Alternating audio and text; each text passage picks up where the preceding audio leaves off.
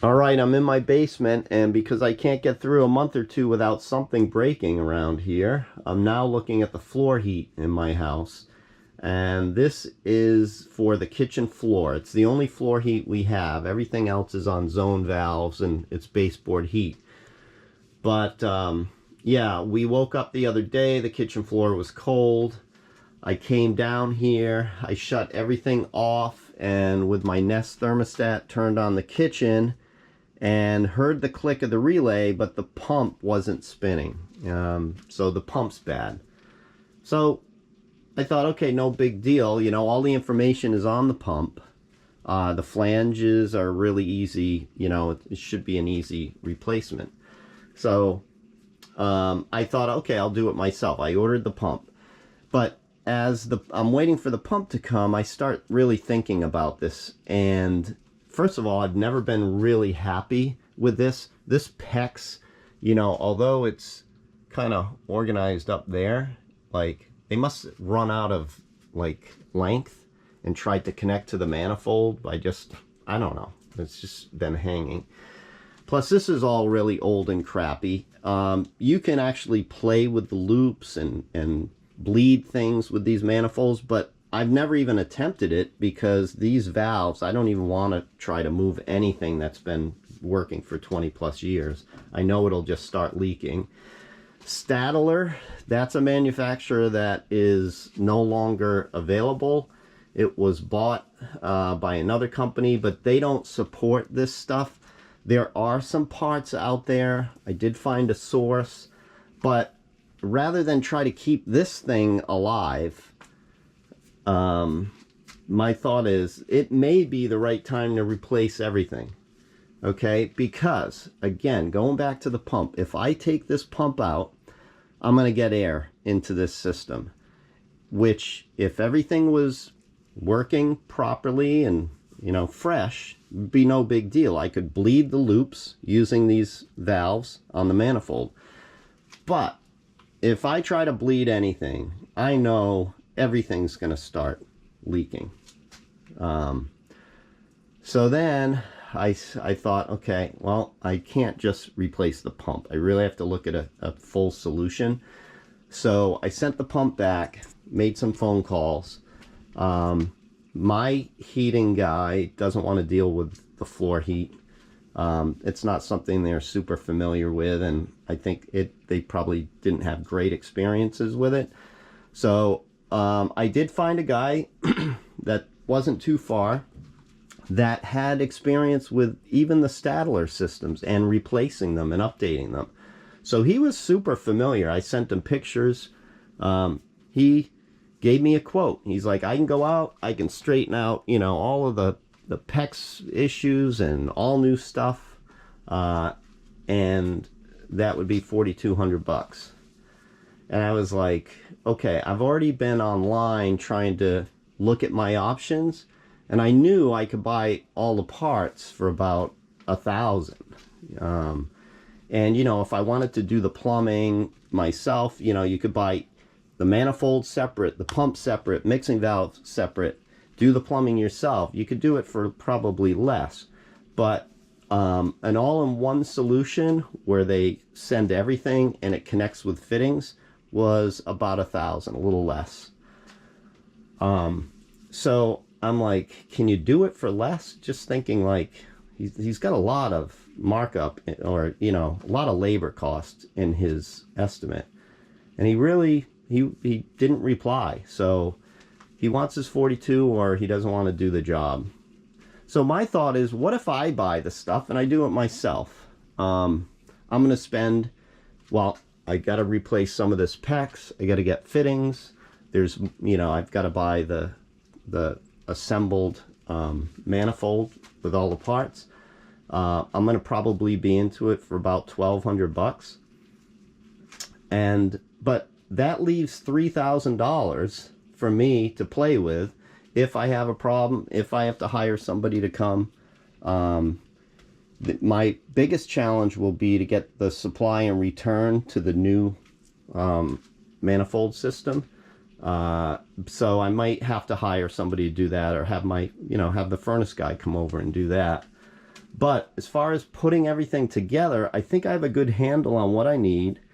And I think it's within my ability to do it, so why not give it a try? So this is kind of the way everybody should really approach things like this. You know, if you're about to spend $4,200 and you have a decent understanding of what is needed, why not give it a try? I mean, you know, if somebody has to come in and clean up your work or fix something that you did wrong, you're about to spend $4,200 anyway. You could probably get pretty far down the line and still save yourself some money. So this is the way I look at things, and that's what I'm going to do with this system. So let me shut down for now, and we'll be back with more info.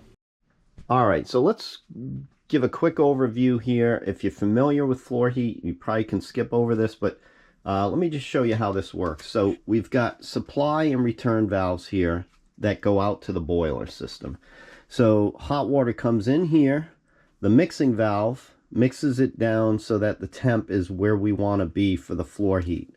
So you don't want to put direct hot water from the furnace into the floor. That water comes through here and goes out to each one of these 4 loops, and those loops are basically just PEX that's run under the subfloor of the kitchen. Then it returns back here. Okay, so you've got your 4 returns here. So the hot water is going up, it's dumping the heat into the kitchen, comes back cooled off here, and then exits back to the boiler. That's basically how it works. With these valves closed off, I'm basically replacing everything to this side. And I can do all that work away from the boiler, which is good. When I'm ready to hook it back up, that's when I have to connect the supply and return to it.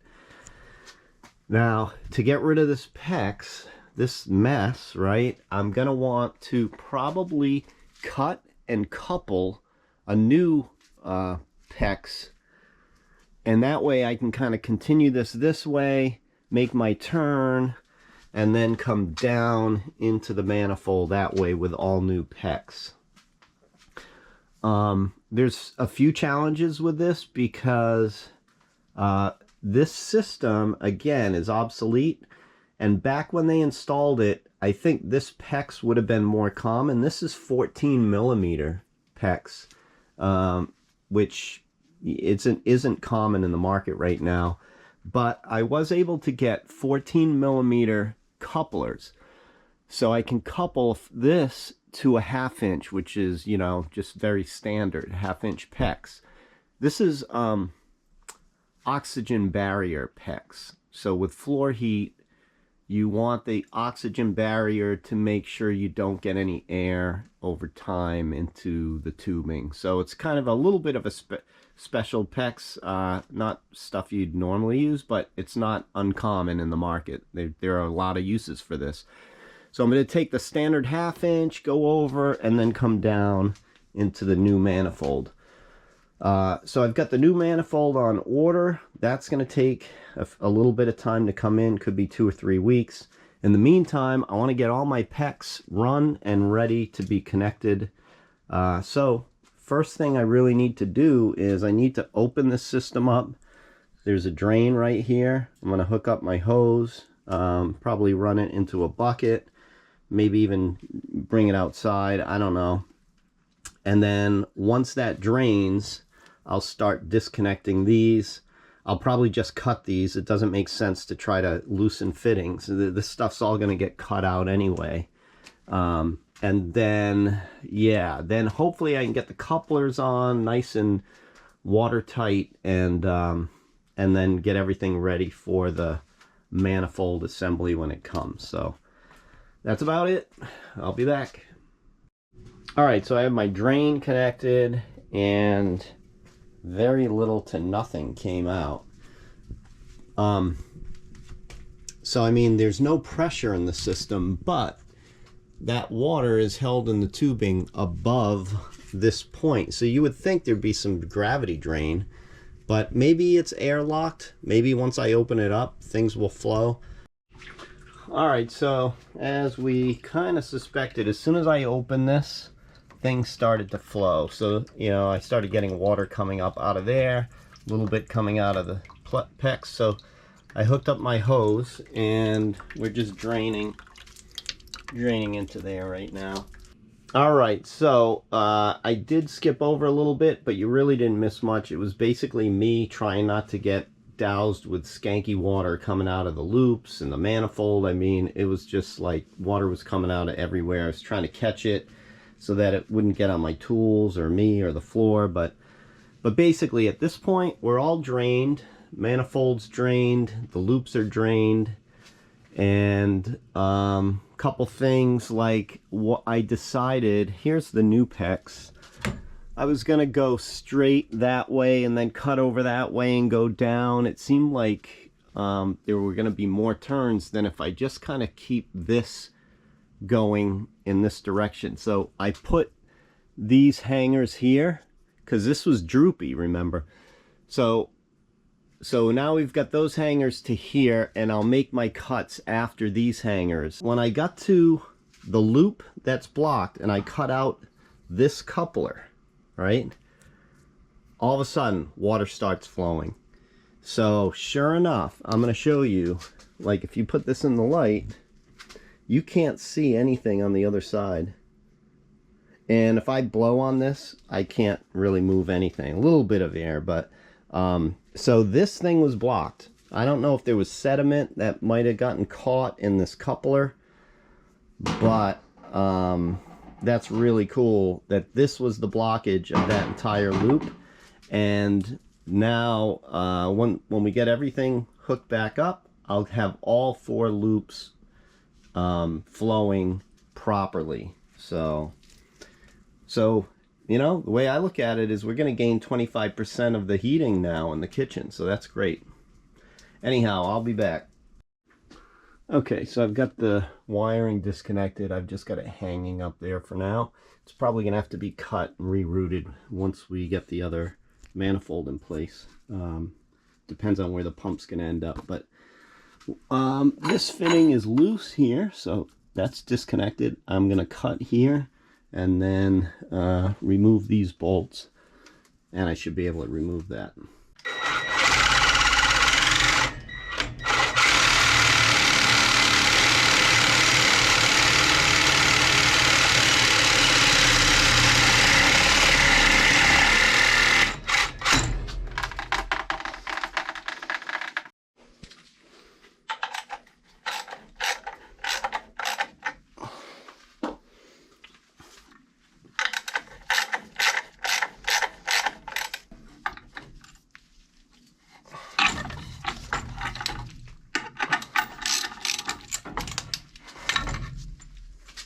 I've got the camera on its back, so I'm shooting straight up so you can see this. But I'm about to make my connection the 14mm to 1/2 inch. What I've got here is a nut, this crimp ring, and then this barbed fitting goes there. And you do it on both sides. And these have O-rings, right? So I'm going to make sure that that O-ring completely seats inside of the PEX.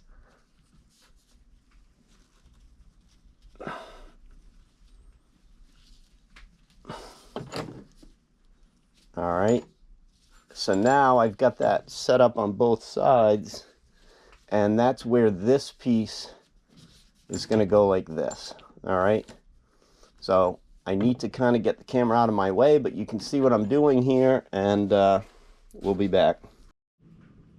All right, just checking in with you guys. We've got all the runs here. Now, they're fastened to about here, and then they're going to get distributed to the manifold, and then I'll probably put like another fastener up there just to secure things. All right, so I want to freeze the frame right here and just discuss the manifold. I realize I didn't catch this on video. So you can see the new manifold is here. It's all assembled because it comes disassembled in the box just for shipping, and it's been mounted on the wall using lag bolts. Very easy. So this is the Caleffi 172 series, and they offer this in multiple ports. In my case, I have 4 loops, so that's how I specified it. And the reason I went with this is, if you look, everything is assembled with fittings. So you've got the mixing valve, the pump, the manifolds, the feeds, everything just goes together with fittings. So there's no copper, there's no soldering, there's no cutting and all of that.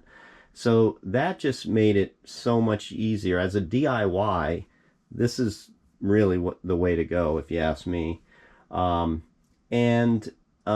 do offer this with a high efficiency single speed pump. This is a 3-speed pump. This is an inverted configuration, so the PEX comes from above and comes down to the manifold. They offer this in a standard configuration where the PEX comes from below, so you can get it in both.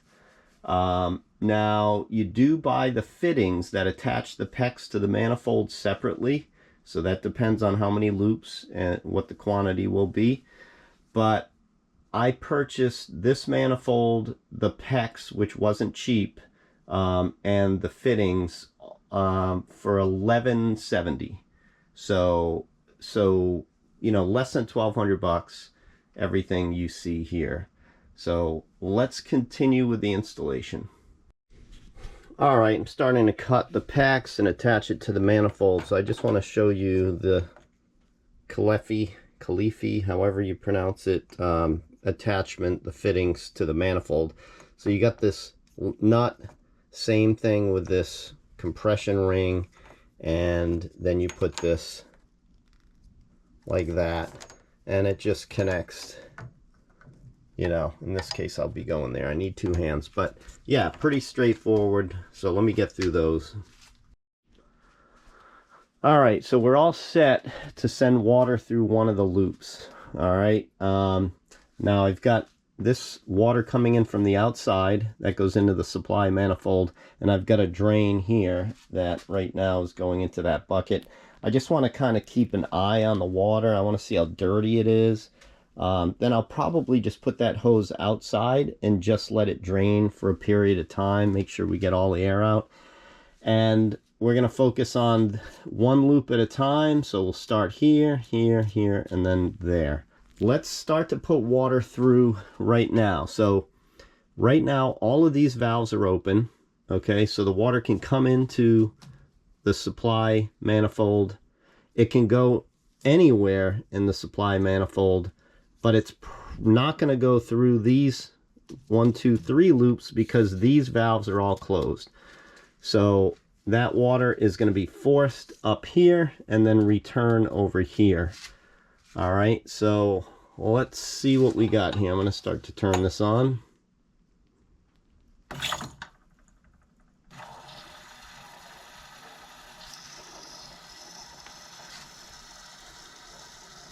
You can hear it running. Kind of reluctant to put it on full blast right now. Let's just see if we can get any water returning back through this hose. I like, you can see the water going up. I like that these are translucent because the old hose you couldn't see anything. Here's some movement in the gauge. Water air bubbles going up.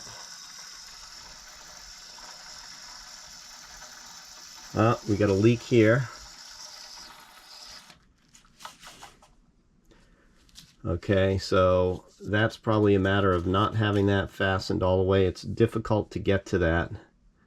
I got to figure out how I'm going to do that. So let me try to get a wrench on it with everything all hooked up. Okay, let's try this again. I was able to tighten down on this. It's tough to get a wrench in there, but let's give it a go. The other thing is I noticed I had the drain shut, so I really hadn't run the water much, but let's give it a go. The drain is open, so we should probably get more airflow or movement through the loop. Let's see.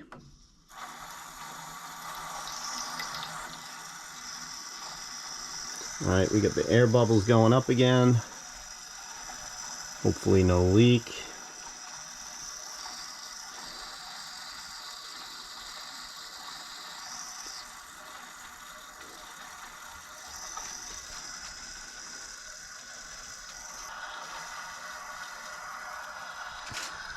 I can actually see the water going up here.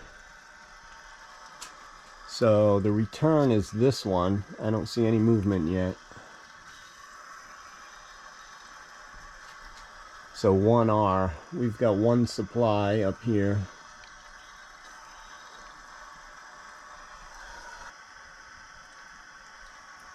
There we go. You can see that. Look at that filthy water.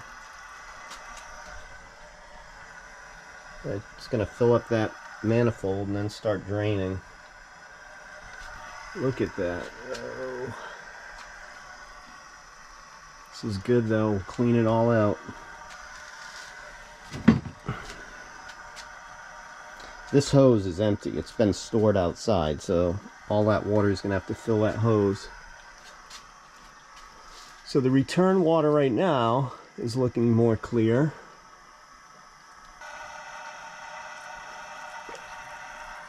Oh, here we go. Not sure if you can see that, but we've got some pretty filthy water coming.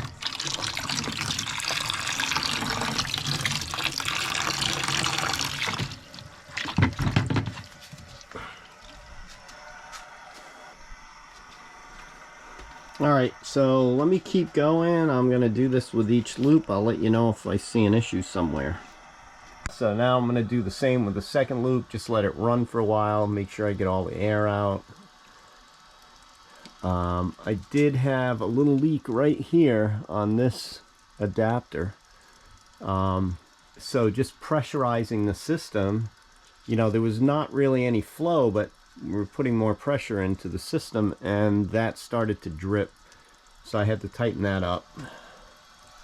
So right now I've got this second loop flowing. Let's put a little more.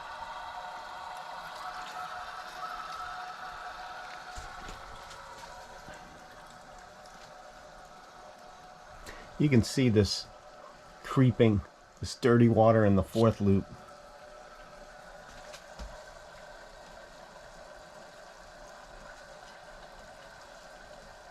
I think I just tightened this a little bit more. That might have been why there was some seepage in there. Alright, let's just keep going. Alright, we're back. I just had my furnace guy make the connection here. So now we've got the supply and return connected to the boiler. And we've got the valves open here, valves open here. He actually purged a little air out because once you put these pipes in, you now have air. So we pushed it out. So we're connected. You can see the pressure of the system. The temp gauge has gone up, although there's been no real flow other than just bleeding air. So now I need to connect up the electrical and then we'll give it a go. Make a call for heat in the kitchen and see what happens. Alright, moment of truth. So I've got electrical connected. I'm going to turn on the kitchen floor heat. Now I've got to open these valves. We closed all these after we bled them. Alright, kitchen is 74 degrees. Let's set this to 75 or 76. Let's see what happens.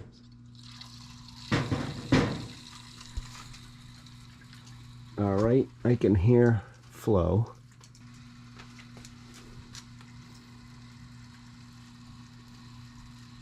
Should be pulling in hot water off of this and extracting cold water from the return. When the cold water makes its way back, it should fire up the furnace. Alright, so disappointing, but we're not getting heat through the floor. And I think I know why. I'm not certain, which is kind of a bummer. I wish I was certain, but I called tech support, Caleffi tech support. Now, after talking to them, we've concluded that we're going to remove this H valve. This is a hydraulic separator. And they pretty much convinced me to keep it there, to put it in based on my system. When I described my system, they recommended that I put that in there. What we're thinking is that this is creating a head that this pump can't overcome. Got a lot of noise in the background, but anyway, let's catch up to where we're at. So like I said, I had to remove that hydraulic separator. So I put in these made my cuts on the vertical and just raised everything up. So now I'm connected again.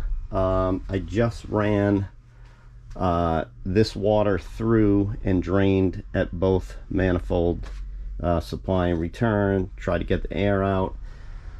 So now it's a matter of opening everything, and we'll have a call for heat on the floor, and hopefully we bring some hot water into the floor. So let's see what happens. Okay, so we've got everything ready to go. Just looking at temps here. 82 on the PEX, that's supply. The return's hotter. I just ran, like I said, I just bled out the manifold, so that was the last one done. So all right, so in the 80s, let's make a call for heat. Kitchen's 76 right now, so doesn't really need hot water, but let's see if we can pull hot water through those tubes.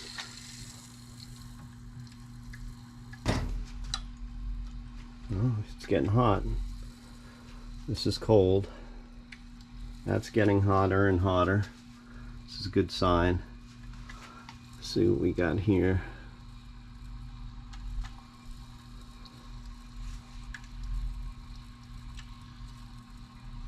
Temps like 90 and climbing. Alright, you can see that temps climbing almost 100. So we're definitely, this is hot. We're definitely pulling hot water out of the furnace system. So yeah, that hydraulic separator was not the right call for this system, so good that we removed that. So yeah, I'll come back and give you an update, but things are looking good finally. So we'll be back. All right, so we're in the kitchen, and just want to let you know that I've run the floor a few times now. We've had, yesterday was the biggest test. I had the floor running for about 5 hours before the air temp satisfied. You can see right now the air temp 74 in the kitchen. It's set at 72, so it was on last night, and it must have satisfied maybe a couple hours ago. And it overshoots, because that's what floors do. They take a lot of time to get up to temperature, and they take time to cool off. But right now, you know, you walk around, it's very nice, feels good on your feet. My temps on the floor are like, after about 4 hours, I had 80, 81 throughout. And what's really cool is this area right over here never got warm. It was, if you remember, we had that blocked loop. It had to be this area right here, which is great because this is an area that we spend a lot of time. The refrigerator's here, and so now this is nice and warm to the touch, and there's other areas in the kitchen that also picked up that heat. So that loop must flow like from here throughout. So overall, been very happy with how this project came out. I spent was $1,280, I think, all in. So I saved almost $3,000 from that quote that I got. So anyhow, if you're doing anything related to floor heat and this video helps, I'm happy about that. I mean, I'm just trying to encourage people to tackle these projects themselves and save yourself some money. So if you do that, good luck.